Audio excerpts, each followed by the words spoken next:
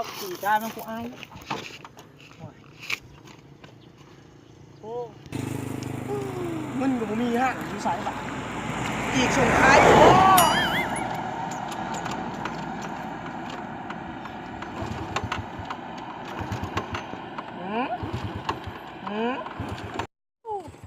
รถเอ้ยมีเรื่องแบบนี้อยู่หวังเขารออยู่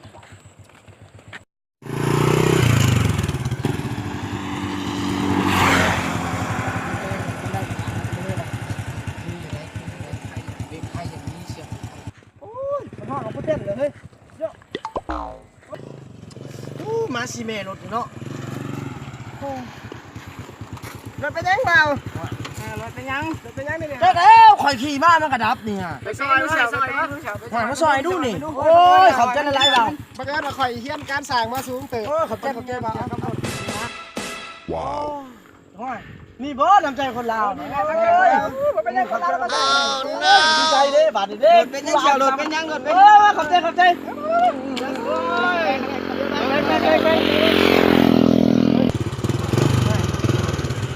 เบ่งนั่นแหละเนี่ยเราอยู่เปล่าเราอยู่เพิ่งไปทางอยู่ได้เปล่าไปเยี่ยมมาสู้เป็นคนแดงเป็นน้ำใจคนลาวอยู่อะไรอยู่สิอะไรเดี๋ยวนะโอ้ยไปดาว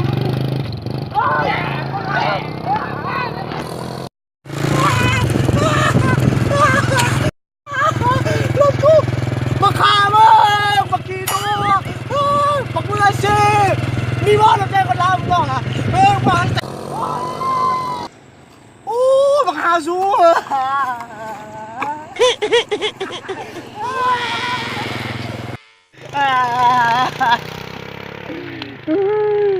พี่หาสู้เมื่อกี้ตัวอุ้ยกูเสียอุ้ยกูจือว่าเป็นประเทศบันรถพ่อรถแม่กูเพิ่งกลับไปอุ้ย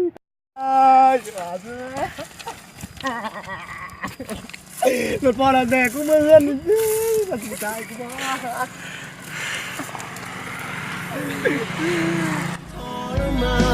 ที่ใจเขายังต้องท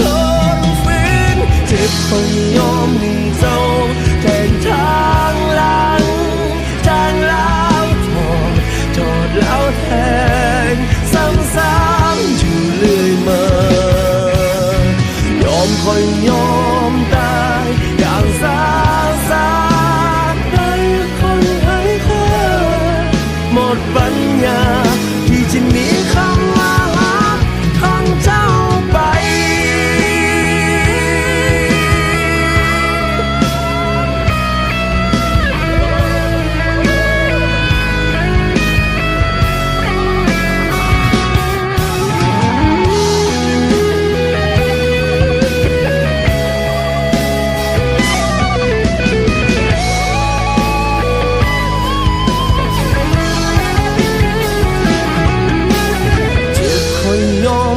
เจ้าแทนทางแล้วโทษแล้วแทนซ้ำอยู่เรื่อยมาหูหนาบ่หูใจเนาะบ้านนี้ก็ขอติดตามผลงานของเฮาเนาะฝากกดไลค์กดแชร์ให้เด้อทางเวนาสตูดิโอกดไลค์กดแชร์กดหัวสักไครต์ตัวน้องมีงามคือเมฆเก่า